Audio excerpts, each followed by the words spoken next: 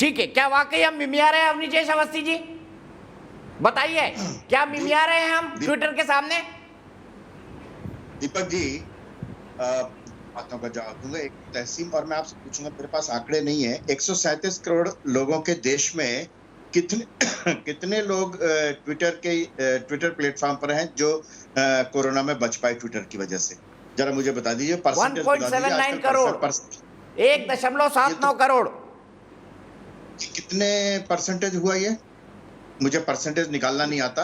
इन इतने लोगों में से ट्विटर ने जितने लोग हुए होंगे, उनमें से कुछ लोगों को बचाया होगा, जो परसेंटेज आप निकाल लीजिएगा। तो एक तो तहसीन पूनावाला का इतना जितना ग्लोरीफाई किया उन्होंने, वो एक महान बात है। दूसरी, मैं आशुतोष जी को ये कहूंगा कि उन्होंने 2 बातें कही और मैं उनकी इस बात से सहमत हूं कि सरकार का एक मंत्री है, और उनकी दूसरी बात से भी सहमत हूं कि ये रेड लाइट लाल बत्ती सिंड्रोम जो है, मैं उस पर ज्यादा जाता हूं। ये दोनों बातें कॉन्ट्राडिक्टरी हैं, सिर्फ लाल बत्ती सिंड्रोम नहीं है, वो मंत्री की बात है। तो मैं मंत्री हूं इसलिए नहीं, मैं मंत्री हूं चूंकि लोकतांत्रिक तरीके से चुना हुआ इसलिए।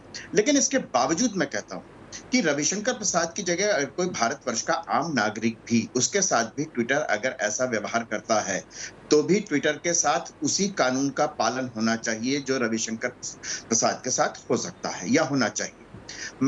मजे की बात यह है कि जिसको उन्होंने कहा कि मशीन है, वो मशीन नहीं है, वो ऐसी लाल रंग की मशीन है, या उसमें ऐसा ऐप किया हुआ है कि कुछ लोगों के ट्वीट्स जो हैं वो तो बैन कर दिए जाएंगे, ट्विटर प्लेटफॉर्म हैंडल बैन कर दिए जाएंगे, कुछ लोगों के नहीं किए जाएंगे। जबकि एक दूसरे के साथ बिल्कुल अगर उनकी कंपैरिजन करें, और चाहे तो मैं कर सकता हूं कि जिन्होंने वाकई, एक व्यक्ति ने कुछ कहा, एक लाइन लिखी तो ये भड़काऊ है, ये गलत है, ट्विटर ने बैन कर दिया, दूसरे ने लगातार लंबे समय तक ट्वीट करते रहे, रीट्वीट होते रहे, उसके बावजूद कोई बैन नहीं हुआ।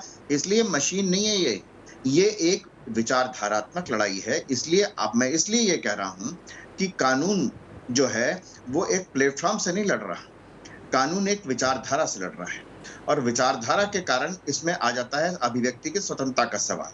आप करिए अभिव्यक्ति की स्वतंत्रता, आप फिर आप राजनीतिक दल बनिए ना, आप प्लेटफॉर्म मत बनिए, आप प्लेटफॉर्म मत बनिए, ऑफ एक्सप्रेशन कहीं नहीं जाता सर, आप मीडिया ये कॉपीराइट का इशू है। फिर आप कुछ करिए, आप विरोध करिए, आप अभिव्यक्ति की स्वतंत्रता का सवाल उठाइए, कोई और उसको कॉपी करके यूज करे, आपको भी पसंद नहीं आएगा। मैं तो इस व्यक्ति के बीच में बोलता नहीं हूँ।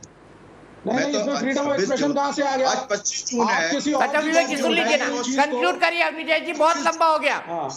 फ्रीडम ऑफ एक्सप्रेशन कहाँ से? सबसे पहले समर्थन सीपीआई ने किया था, कम्युनिस्ट पार्टी ऑफ इंडिया ने किया था। आज 25 जून की याद होनी चाहिए, और आज अभिव्यक्ति की स्वतंत्रता का सवाल उठाएंगे, आज ही अभिव्यक्ति की स्वतंत्रता का सवाल उठाएंगे ये।